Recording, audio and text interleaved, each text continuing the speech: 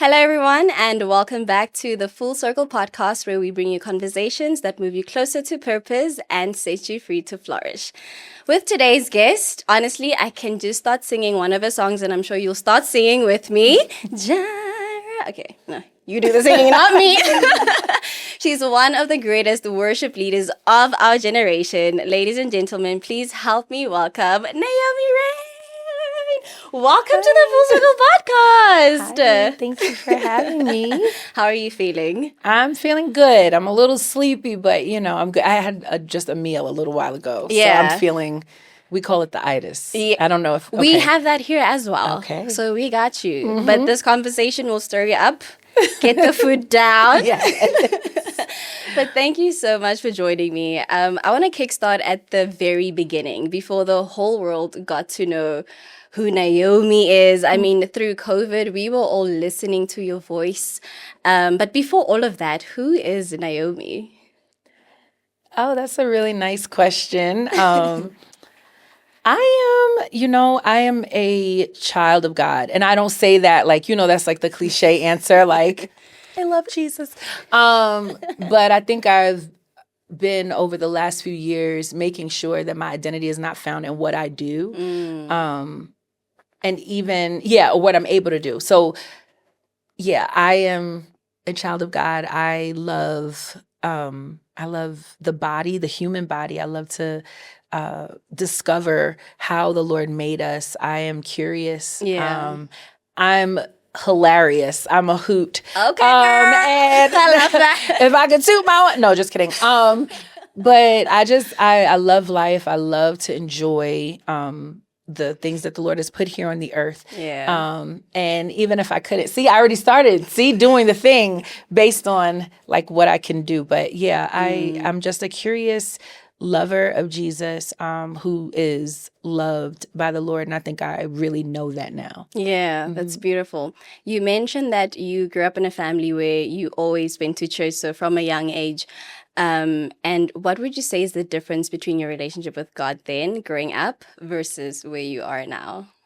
I think I didn't fully know him or have an intimate relationship with him, but it wasn't like we were like frenemies or something. Like, I think the Lord has guided my life from the beginning. And because my parents had taught me about him, like, I always have loved the Lord, like, really. I feel like I was born in church, right? Like, born on the pew. But I think that now we're just closer. Now there's just an intimacy and a greater level of trust from a place of experience. Because I think I really believed what my parents said when they told me that God was good, that he would always work it out, and he would do what he would do. I believed them. And so, but I trusted him based on what they said. Now I trust him based on what he said and what he's done for you. Yeah. You have said that God spoke to your father about you and your brother and what you guys were going to be before he even met your mother. Yes. And in today's time, I find that we have so many voices speaking to us. So how do you feel like God still speaks in that way? Yeah, and girl. How do you hear him? Yes, God still speaks in that way. I don't think people are still listening in that way. I think we are so distracted. Like, I think, like, right now, my phone is right here and it's literally vibrating and I want to like throw it. But there's always something vying for your attention, calling you, causing you to look to the left or the right, and not to silence and still yourself. And so I do believe that God is still speaking.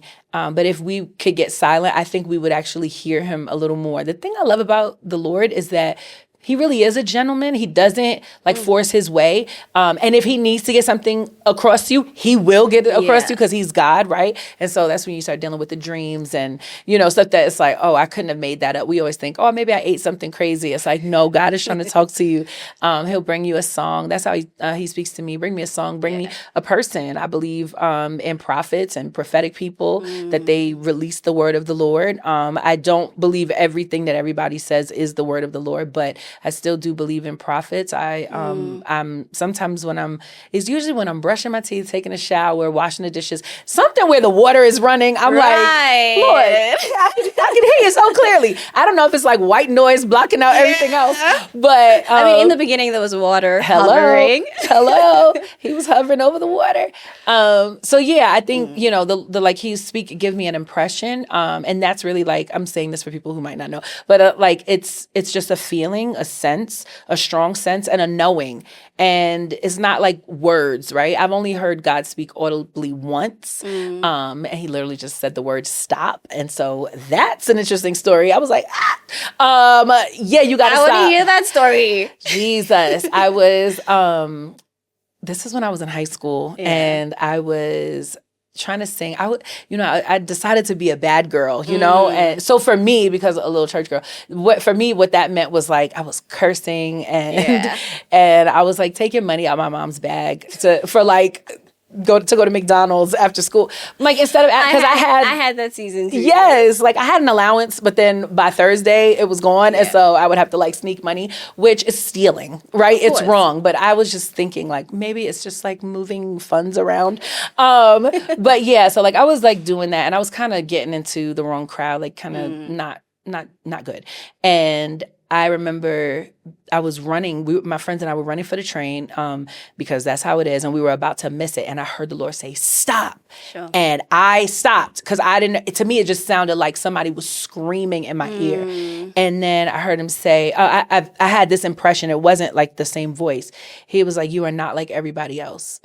And like, Lord, why would you tell me this on the staircase in the train station when I'm trying to catch the two? And he was like, stop. He was like, you are not like everybody else. You are different. I've made you different. And so my friends, we missed the train because I stopped. And so I ended up like walking down, and they were like, what happened? And I was like, y'all, like, I have to sing for Jesus. Like, I knew it was like I had to use my voice for God. I had to follow him. I had to stop cursing. I had to ask my parents for more money instead of stealing it, and admit that I didn't budget well. But it was like all of that stuff. Like, that's my crazy stop story. But, sure. Yeah. That's amazing. So then how do you protect your heart posture? So from that moment where God said, stop, you have to sing for me.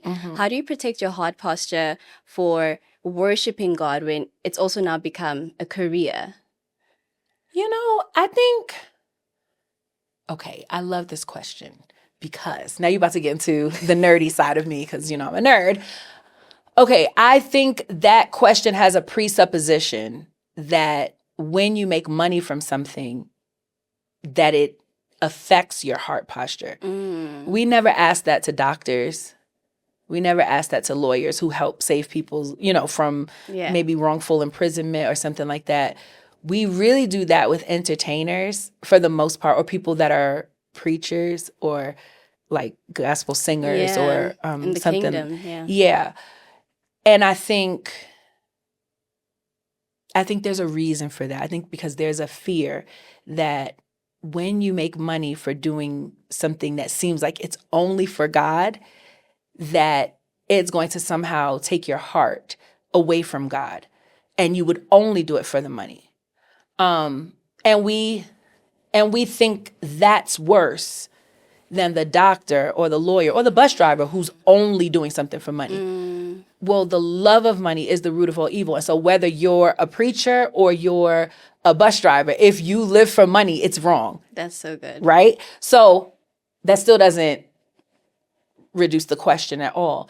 But I think that there are just some people that will drive a bus for their whole lives and be satisfied. They don't care about the money. They just want to get people from point A to point B. And that's their purpose. And they are living that out, and they're happy to serve people. It doesn't matter. And there are some people that are going to drive that bus and feel like they don't care about the people. They're trying to make this money, right? It doesn't matter what you do. And so I think that heart posture is something that exists in that person from day one, from jump.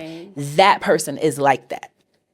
There are some people that deal with pride. That person is like that. It's not something that grows, comes from now you're making money. That's who you are. And so I think success, a career, anything, whether in the secular realm or in the sacred realm, you are who you are, and you're going to be tested and tempted based on the desires in your own heart. Remember, that's what James says. You're only tempted based on what's already in you. Yeah. And so I will say, I don't think my thing is money. Now, you want to know my thing? No, I'm not telling you what my thing is. My thing is not, I need to make more money. Yeah. So that's not something that fights me. My thing is, like, do I think that what I'm saying is even important enough? My thing is probably a lack of self-esteem, or, seeing myself the way God sees me. Or maybe I guess it could be either rooted in fear, or pride. And I think like those are two, because I think when you're insecure, I think insecurity is a form of pride. And so that's not my thing. I don't do this for money. I really do this because I believe it's what I'm called to do. It's what the Lord told me to do. I want to obey God. I want to honor him. Yeah. And I think if you want to know more about me, I'm telling everybody my business, but the stuff that I feel like I've had to deal with is like self-righteousness, where it's like, I think that if I do the right thing, then that will make me good. And that's not true. And I have to stay hinged and remember the gospel, remember what Christ has done for me and all of that. So that's my thought about that question. Because I think sometimes we think that when you make money from doing something for God, that's going to be the thing that, for some. Yeah. And maybe for a lot of people, because the people need money. We need it, right? We do, but my thing is not the money thing. So that's not something I think I can fully answer. But I have seen people that I know, friends, get caught up in that. And I do think it's really sad because, listen, if you'll do anything. If you're desperate enough for money, and honestly, it becomes greed and you can't get enough and you have to live at this certain level and you have to eat this type of food. Like, now, okay, she's a little bougie, like just a little bit, but I could buy a Louis bag. I could buy an ASOS bag. I don't care. I just like a bag. You know what I mean? Just give me a bag, right? It doesn't matter. I could eat, in a fine dining Michelin star restaurant. I could eat at McDonald's. Like, I'm good. You know what I mean? That's not the thing for me. Yeah. Yeah. I love that answer. You spoke about being in a space where you are trying to always do the next right thing. Like, God, I want to do right by you. I want to do right by you. And I think as Christians, sometimes we can feel a little bit entitled that, God, I've been doing everything you said, so I need you to do what I want, when I want. Have you ever gone through a season where, because you lived this way, you felt like, okay, but God, why would you do that to me? So I be too scared to really say it out loud, but I do sometimes, like, you go through that and you're like, why is this happening? Like, what did I do wrong? Like, where did I, it's like, who sinned? Like, who did something wrong? Or God, are you mad? Like, what, I have been there. And I feel like the Lord will reveal over and over again, like, how it wasn't because of something I did wrong. Or it was, some of this is consequences. And the Lord's had to deal with me and be like, that's not me. That's you. Sure. Like, you did X and there you go with Y and Z. Wow. Like, this is a consequence of your actions. And I think hearing that helps me, and still feeling the love of God and still seeing how I've gotten favor, even though I made mistakes and I messed up and I really didn't deserve it, has helped me to go, oh, you still love me, even though I'm dealing with the consequences. And that's something, like, even with having my daughter, like, I had my daughter out of wedlock, and I know I tell that story all the time. Yeah, I'm please sure do people share that in detail. I'm sure y'all are sick of it, but no, we're not. When I was 18, I got pregnant, and I had my daughter out of wedlock when I was 19. And, that was one of the first times that I felt like the Lord showed me that even though you sinned, I can still bring something good out of this bad situation. That was me learning that, is it Romans 8:28? Like, that God is working everything together for the good of those who love him and are called according to his purpose. And that's when I started to learn, oh, you're going to make it good for me as I stay in purpose, as I continue to love you. And how do you love? It's through obedience, right? It's through just worship and serving and adoring him and putting him first. But I think it's hard, when you really believe that if I do good, I'll get good, you know, so you could do the right thing and then your house gets robbed and you're like, wait, why? Yeah. What did I do? And I'm just learning that that's not a real thing. I've just seen too much. I've had friends lose babies. I've had them have miscarriage. I've had a miscarriage. I mean, there's been so many things that have happened. Like, and if I'm honest, even when I had my miscarriage, I was wondering, like, why wouldn't you let the miscarriage happen when I was pregnant out of wedlock? Like, right? Like, before, why wait until I'm married and ready to have a baby and planned this one and was so excited for why let that happen then? Yeah. And I think it's through going through life and living where you realize sometimes things just do happen. And the Lord allows it, I believe, to teach us, to train us, to grow us, to love us. Yeah. And to realize that He's sovereign, and we do have choice, and we are the byproduct sometimes of people's choices. And that life is just life. Yeah. You know? Sure. With that, I also know a lot of women who've kind of carried that guilt and shame of either having had a child out of wedlock or whatever. We all have a story to tell. And I find that a lot of women struggle to move past the guilt and the shame, even though God says, I will work it out, there is grace for that. But personally, to feel that actually I am worthy. I mean, you came out of that and you still leading worship so confidently. What's the type of encouragement that you'd give to a woman who says, I've done this, so God can't use me. I don't feel worthy to be used. Yeah, I think, and I just want to say it took time. It took a lot of time. I didn't start dealing or getting rid of the shame of that until my third child. Sure. So my second, my boy, and sometimes I feel sad because I'm like, ooh, I was so sad when I was pregnant with him. I was still ashamed, and there was nothing wrong. I was married, like it was fine, you know.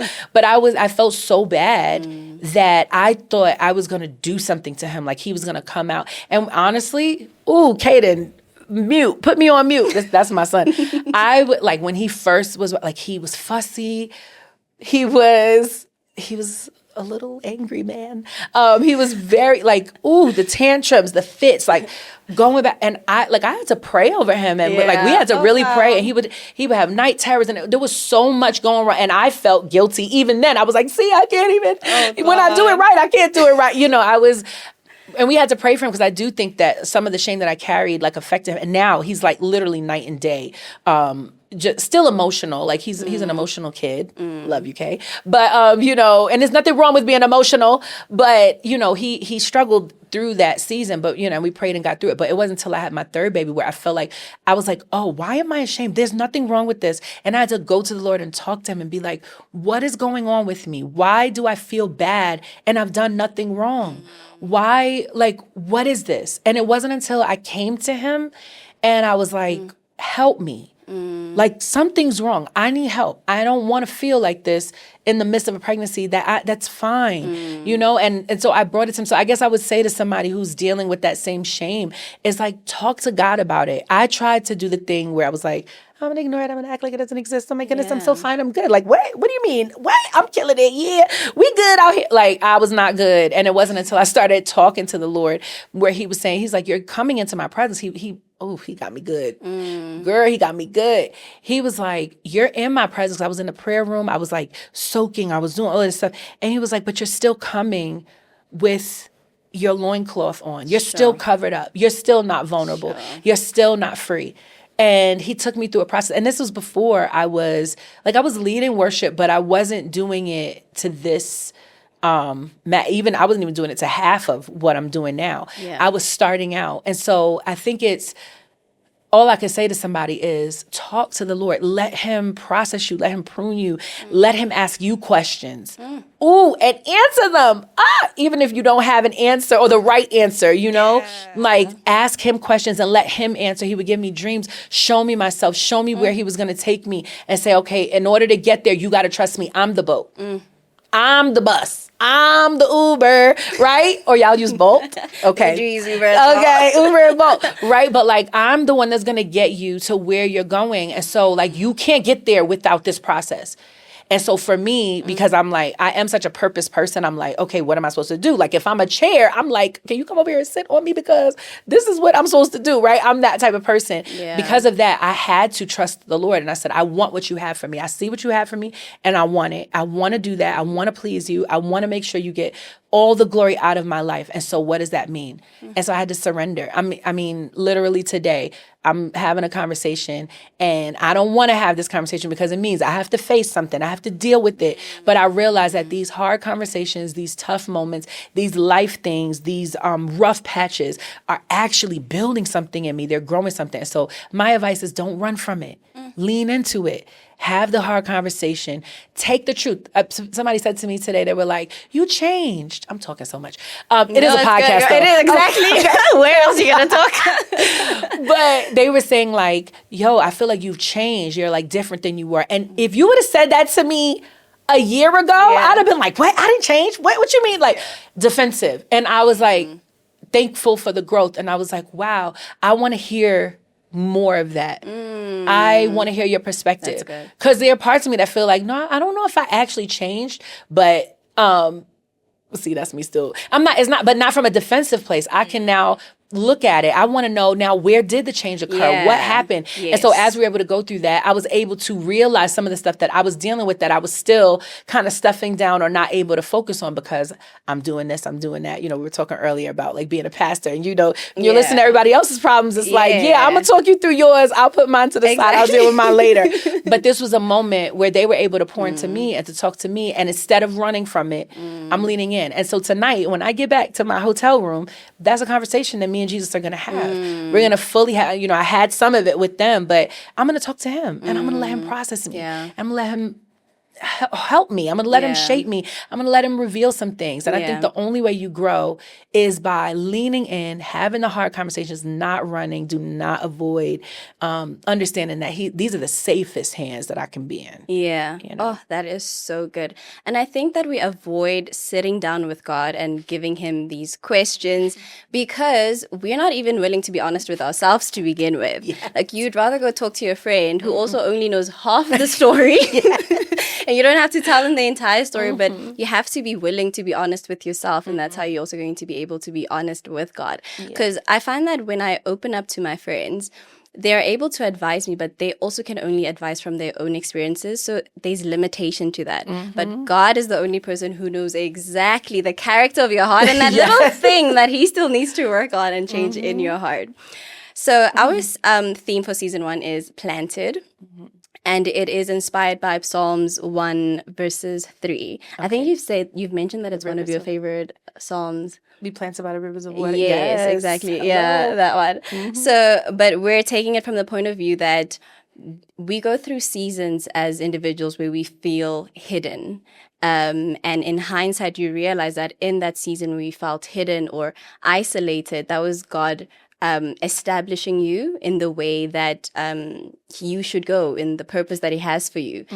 Do you have a planted story? Yes. So, okay, this is where I think a little bit of the delusion and the avoidance. You know, when you go through your little Delulu season, it could be good when you're hidden. Because if you think that you're entitled to something, you're not going to do good with hidden. You're not going to do well. You're not going to do well with planted. You're not going to do well. And so I remember, when I was a worship leader, local worship leader, but I had, you know, dreams to sing and release music. And I was hearing this song. And so I used to follow, you know, the old band, Jesus Culture. Yeah. Okay. So I'd gone to one of their conferences and I remember, just God changing my life. He showed me, that's when I got the vision for like where I was going to be. And like the Lord, I'm telling you, in that moment, he showed me, why am I whispering? Because it's getting so deep, right? But he showed me stadiums. He showed me that I would be singing in arenas. He showed me that, and it was a group of people. I didn't know who, but it was a group of us. And And I thought it was the people that I was with at the time, but hello, I was wrong. But anyway, I remember this. And so I went home so encouraged. They sang a song called Break Every Chain. And I was like, I want to cover that song. I want to sing that song. I'm going to sing that song in stadiums. I'm going to sing it in arenas, theaters. Like, I'm going to sing it. And that was not my time to sing it. So I remember when, I'm lying, that's not the song. It was called Fill Me Up. Fill Me Up. Love it. Yeah. Fill Me Up. Fill Me Up, God. Right? So KCJ released the song. And that's my friend. I wanted to choke her. We weren't friends yet. I said, who is this girl, KCJ, releasing this song? It's so nice. She sounds so nice, but I was supposed to release that song. And that was supposed to be my song that I was going to release to the nations because we're supposed to sing it in stadiums. Yeah. I was so sad. But girl, that's not your season. That's not where you are. You saw something, you felt something, you saw something and felt something on that song, but it wasn't for you. And then when Tasha came out with it, girl, I could just throw this mic. I was so mad. Like, when you understand, like, I'm not a jealous person. But when I tell you a jealousy that I never understood. But I was still doing my little thing, right? And I get a call maybe 6 months later. Maybe it was a year later. I get a call. I end up getting a call from Tasha's camp. Yeah. Where they want me to open up for her. She's going to be in New York. Sure. And they want me to open up for her. And I remember being like, oh my God. Like, this is such a great opportunity, but I'm mad at her because you're still mad. She released my song. Because I think there was some part of me that felt like I'm so hidden right now that if I was to even still do it, nobody would know because Tasha's Tasha and I'm just me. And she stole my dream and everything that I was supposed to do. Like, she's now doing it. And now I'm being asked by her to open up for her. Like, what does this even mean, Jesus? Like, what? And I remember just like, thinking, and mind you, I didn't go too far because that's where the avoidance and the delulu help you. So I was like, of course I'll do it. First of all, I loved her. Like, she was my hero. Yeah. She still is in many ways. Yeah. And so I went, sang. We didn't even get to talk. I'd never met her. But she did. Wow. Actually, she reached out to me herself, which is crazy, and was like, yeah, it's really me. Anyway, because she did it from the Fritz Eyewear page. Anyway, it's a whole thing. You see what my life is like. Yeah. So we like go through this whole thing, blah, blah, blah, blah. But we didn't get to speak that day because I'm sure she was getting ready and doing all the things. And I remember leaving there feeling like, oh my goodness, like, I can't believe I just opened for time. I wasn't thinking about Fill Me Up. I wasn't thinking about anything else. I was like, yo, like, one of my heroes just had me open up for her. And so then I remember it was later. I think we did the, which tour? We did Jesus, I know there's a tour that I did with Tasha Cobbs Leonard, and we were on tour together, and we sang the song together, okay? But I remember us singing Fill Me Up. Yeah. Like, it was, of course, she was really singing it. I think I was singing Rest on Us, and I went into it, and she ended up singing it with me. And I remember looking out at the crowd, and the Lord being like, what did I tell?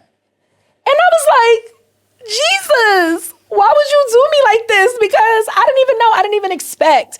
In a million years, I never expected. Like, my dream wasn't even to ever sing with Tasha Cobbs Leonard. Like, what do you mean? Yeah. Like, what do you mean? Yeah. What do you mean? It's Tasha Cobbs. Like, I thought at that time, and I feel like that's what the enemy wants to do. When I was in my hidden season, when I was, not being seen, I started to view myself as Naomi, Tasha. Yeah.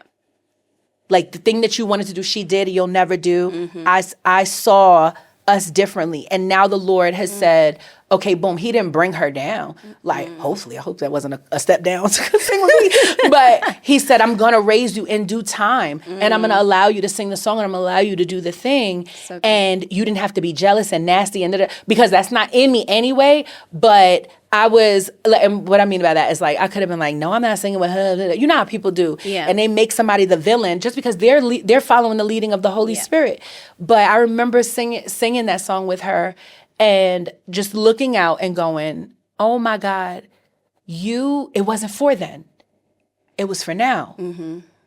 Thank God that I let him let him deal with me, because I was scared that I was jealous, because I'd never been jealous of anybody. Like I'm not a jealous person. And that was the first time I was really jealous. And I was like, oh God, that's ugly. Like, I don't want it. Ugh. He had dealt with me. She called me, and I realized that thing came up again. I was like, oh girl, you still think about that? Like, still thinking about it. But there was submission, there was humility that had to come and say, yes, I want to open up for you. That take all of those things. It's just saying yes to the process. It's humbling yourself that allows you to go, okay, I can trust wherever God is going to take me. Because when this thing breaks through the ground, when this seed that God has placed on the inside of me breaks through the ground, I want it to be something that is worth growing, something that's worth, I don't want to be a weed. Yeah. Jesus, don't let the weeds grow. I don't want to be a weed. Yep. I want to be a good fruit. I want to bear good fruit. And so that's my story. I never told Tasha all of that. I didn't feel like I told her a tiny little piece of it. But so y'all, I hope nobody takes this and tells her without that me. is Let me text so her. No, let me good. Girl, I was right away. I'm sorry. I love you. Thank you for letting me sing the song with you. I love you. You're hilarious. Oh my God. No, you did. Right. You said it. Okay. You said it. But I've learned that sometimes the things we're jealous of are literally, it's like a sign of where you're going. It's what you said as well, that you're only tempted by the things that you desire, and that desire is put in you by God. And so if you're jealous, it's always a reminder that, okay, is this a sign that this is also the journey I should be getting on? And just pray over how you process it. Instead of it being like, oh, God, bring her down. Right. Let it be a conversation of, okay, God, but how do I align myself with your plans then to get to what you're showing me and where I should be going? In the season, what would you say is your theme song? And it can be one of yours. If you had to give... Right now. Oh my goodness. It's kind of like a medley. Okay. I love that. It's 2 songs in one. Okay, it would have to be The Story I'll Tell, because I'm walking through some stuff that I'm like, Jesus, hello, I need you to come through. Maybe it's God will work it out too, child. But I'm not. Okay, I'm still at The Story I'll Tell.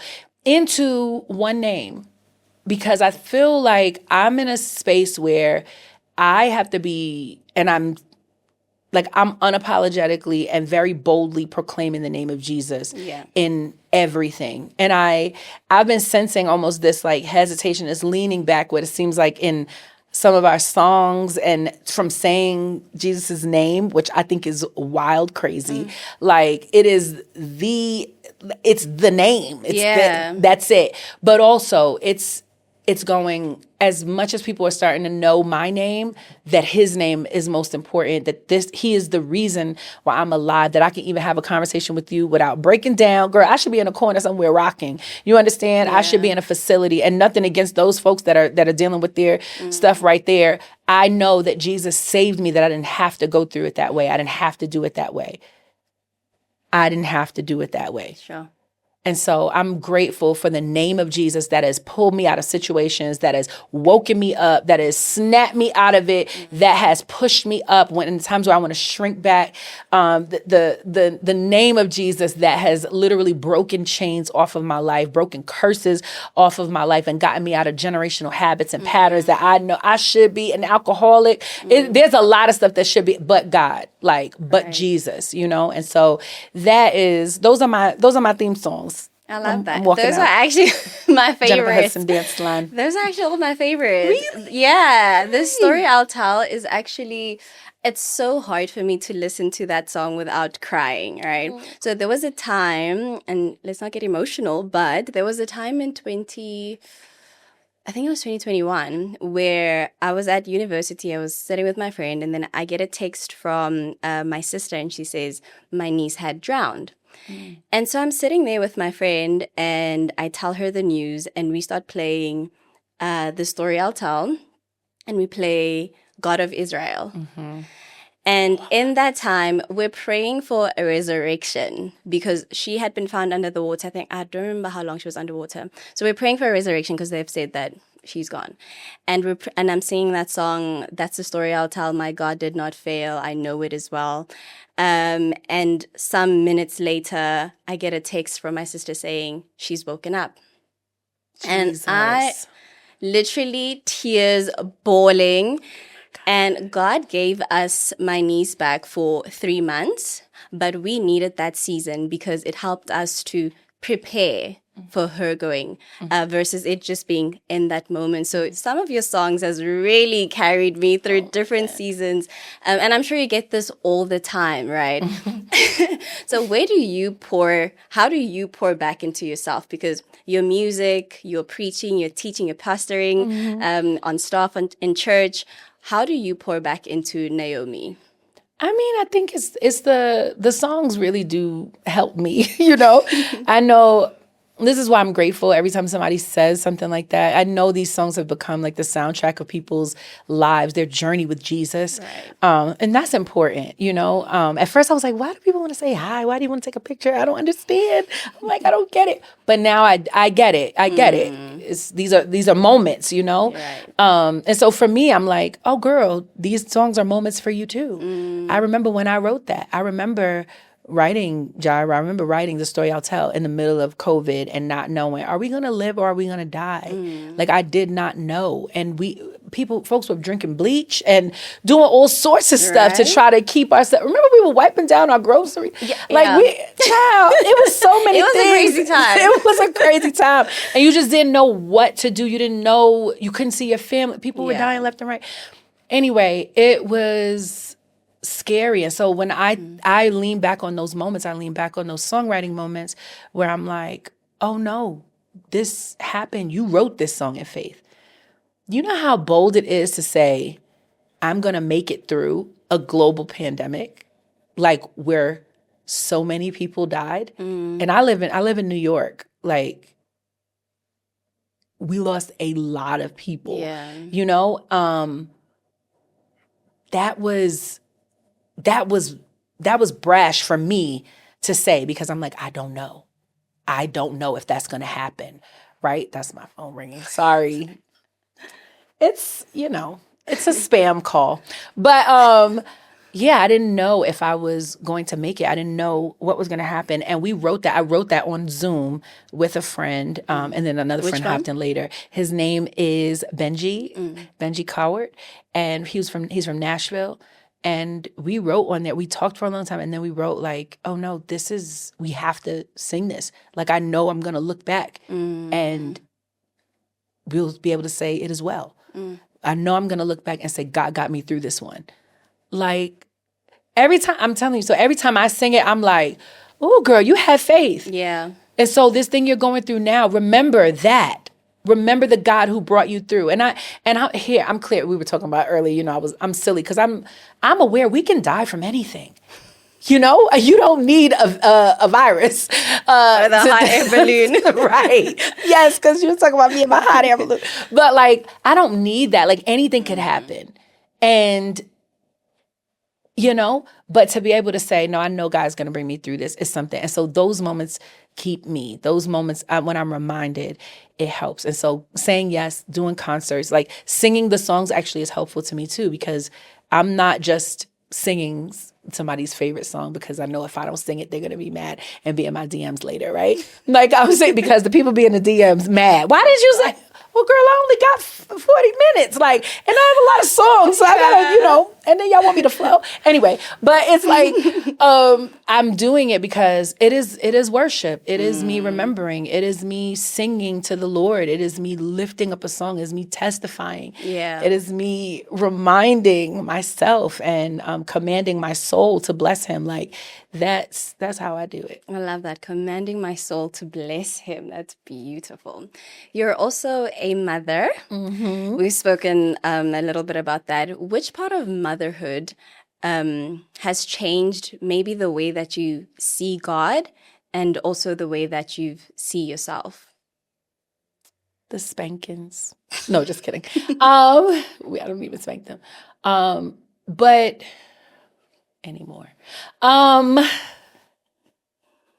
think it is watching them like watching them grow up.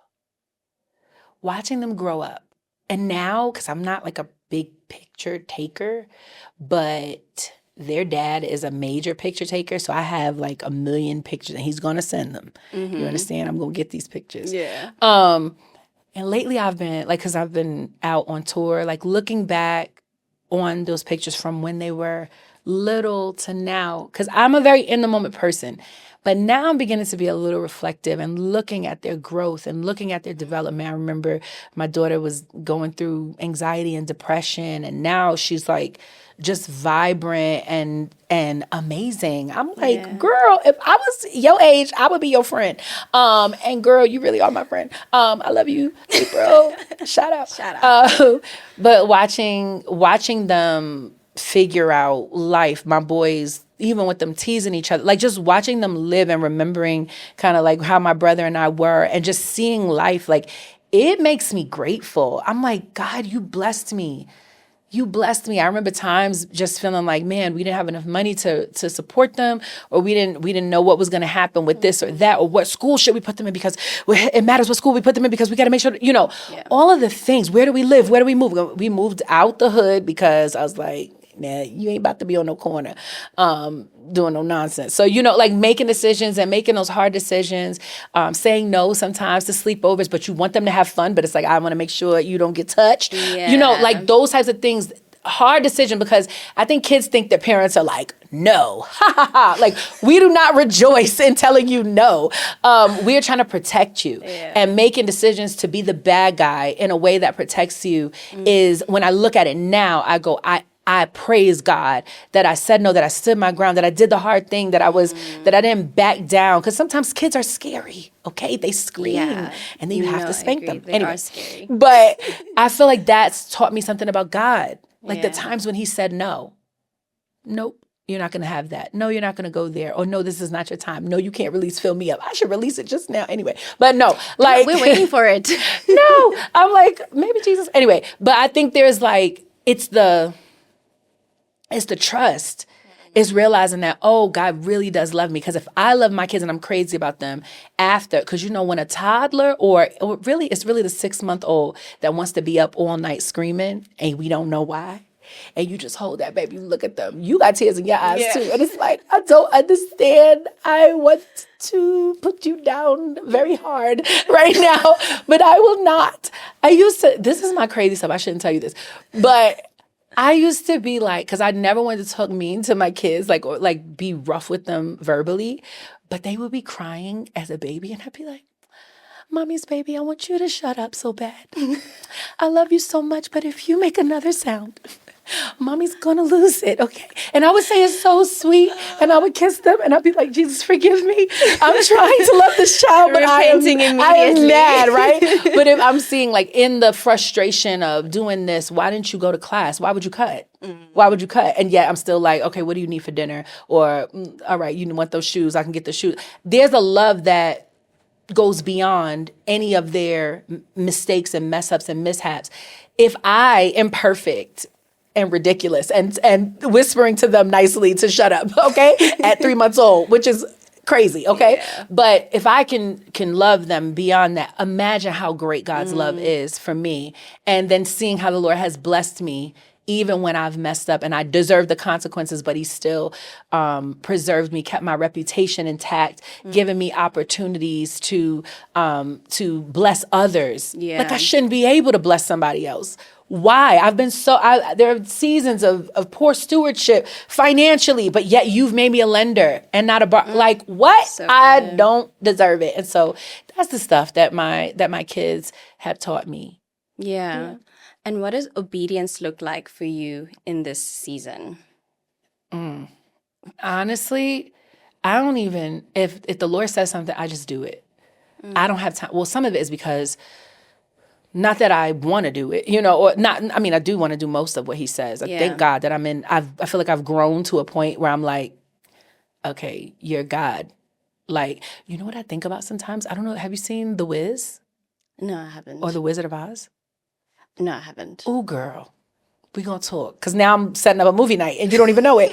Okay. So but we have to set it up. yes, gotta set it up. So basically, in The Wiz, like there's this grand wizard that has this city Oz. Or have you seen Wicked? Okay. No, good. Congratulations. Oh, okay. But no, I'm just saying, win. like, don't worry. But basically, he's basically like God in the town, and everybody does what the wizard says. And so there's this scene where the people are like dancing through the thing, and they're like, and it's like they're walking around. I think they're walking around in green, right? And they're like, because it's the Emerald City, and everybody wears green, and so they're walking around and they're getting it. And then there's an announcement that comes over the loudspeaker, and it's like, the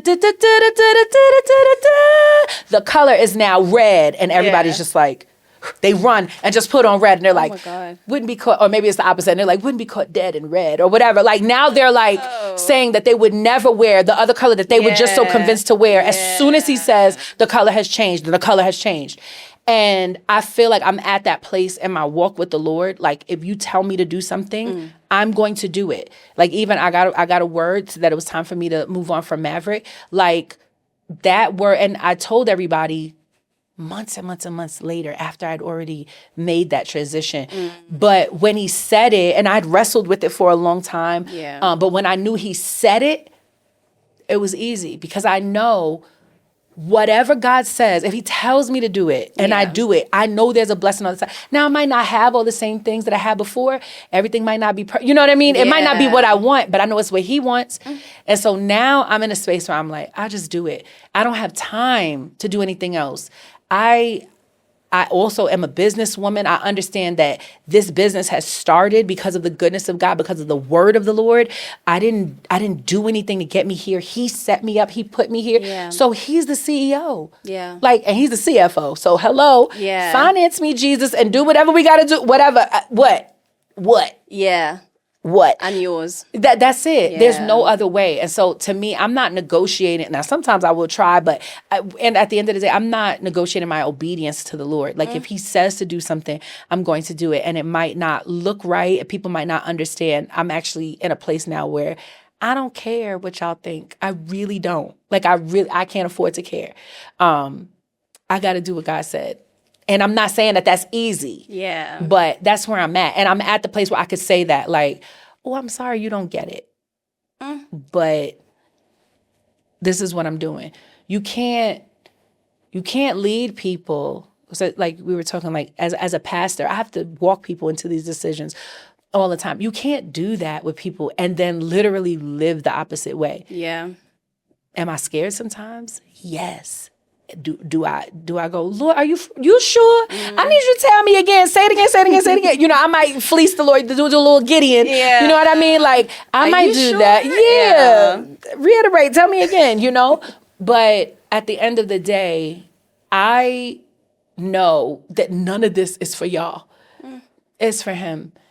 It's for him. It's for him. It's for him. It's for him. And so I want to get to the last days, and I want to be able to say, here, well done, thy good and faithful servant. I want to hear that. I need to hear that. Sure. So y'all don't have a heaven or hell to put me in.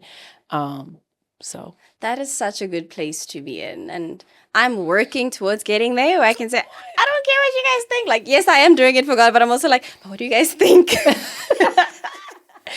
hard, right? And I might negotiate with God still here and there, and. But how old are you? Is that rude? Can we ask? Can we do it? No, can we that's talk about okay. it now? Yeah, I'm 27. 27? Yeah. Yeah, girl. I'm saying I think that's where you at. Yeah. You see it. You're like, that makes sense. Yes. Okay. I'm about to be 40. You're?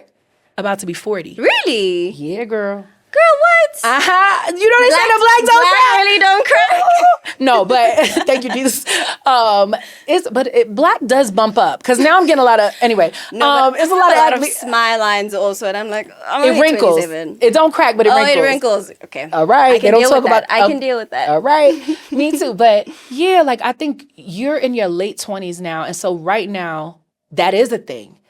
When you get to be about like 33, I feel like that's what I call the Jesus year. Yeah. Like things start shifting where it's kind of like, no. And I think if you get with people that have gone through it and can explain it to you, it happens even earlier. Me having my daughter at 19 actually helped me. Sure. me getting married at 19 helped me. It sped some things up for me. Girl, you got to grow up. You have a baby. Yeah. You can't be a kid. And I had a great support system. My family was there to support me, but also they were accountability. I didn't want to let my parents down. I didn't want to let any, I had to do it. I had to step up. And so that helped me not be as like frivolous with some of my years. Okay. It helped me take some of these decisions seriously. I recognize I can make one choice one night and it can change the rest of my life. Hello. Those are the things that have helped me. I don't have time like to waste. And not saying you do, but I think when you get to around 30, 33, 35, there's something that shifts where you start to go, yeah, we've already been doing this for this long. You've been saved most of your life? Yeah. I'm also a pastor's kid.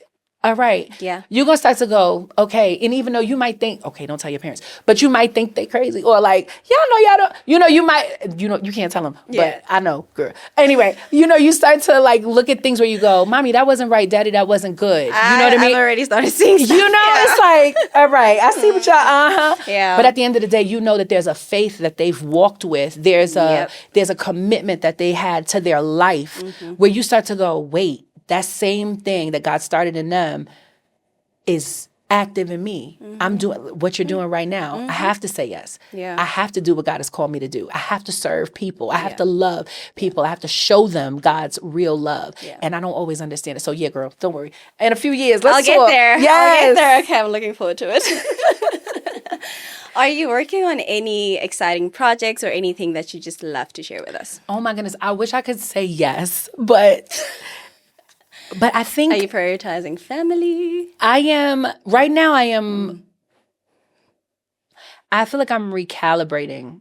So since the shift from Mav, I am waiting to see what's next. I don't want to be hasty in that. And I know I've been writing a lot of good songs. I've been writing for a lot of other artists and things like that. So that's been really good to me and kind of lending my voice to other people's projects. Yeah. I've definitely been leaning in on family time because, my son is about to be, my first son is about to be out of high school soon. He's in his junior year. So I've got 1 year left with him before he goes away to school. And that's the one that I'm like, that's my, I think he's going to go away to school. My daughter stayed in New York, but she's still living on campus. So she's away, but she's not away. But my son is going to leave. But I'm thinking about, okay, what does the next year look like? Because I want to make sure that I'm around. But also I'm thinking about writing a book. I'm right now in that like planning stages, and I'm working on a musical. We do one every year for Good Friday, and so I'm working on that. But it's not like I'm really like doing it yet. I'm feeling it out. I'm seeing where that's a great place to be. That's a great place to be. So before we wrap up our conversation, I've been really enjoying this. So movie night has to be set. Movie night. And another episode actually, because I'm like, this conversation, we need more. We can definitely do this again. What are your parting nuggets of wisdom to our audience? Oh, sweet, sweet audience. I think I would say to trust God. I feel like this conversation, I know like, I'm sure you had a plan for it. Thinking about being planted, right? And that idea of being hidden. I would just say trust God. And wait, is this my camera? Can I look right at them in the eyes? Look them in the eye. Okay. Do whatever you can do to establish a real relationship with the Holy Spirit. Let him speak to you. Let him learn his voice. And we can't even go through what all of that means right now, but you've got to know God for yourself. You've got to get to the point where you can hear his voice. Every decision that you make, all of it hinges on your ability to hear the voice of the Holy Spirit. The Bible is not going to tell you whether you should go to this school or that school, whether you should marry this person or that person. It will not tell you that. I wish it would. Hello? Because show me where it's at. Okay? Show me in Galatians where it's at. I need the name, first name, last name, middle name too. Okay? And the date. Okay? And what am I wearing, Jesus? Anyway, I'm saying that it won't do that. You need a relationship with the Holy Spirit. And so to me, that is the crux of everything. I say it all the time. If you're watching another podcast or interview with me, I'm always saying it. You need a relationship with the Holy Spirit. That's literally the only way to kind of live this life. And the Bible says that those that are led by the Spirit of God are the sons of God.